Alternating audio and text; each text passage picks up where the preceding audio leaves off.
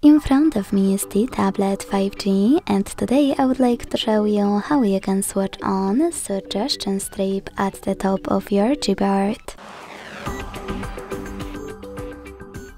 Begin by opening settings and scrolling all the way down. Then tap on System. Now select Keyboard, On-Screen Keyboard and Gboard. Following that, after accessing text correction, click on this switcher next to Show Suggestion Strip to activate it.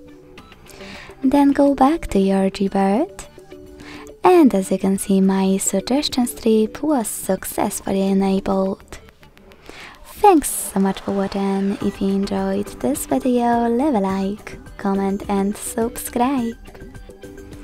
Bye!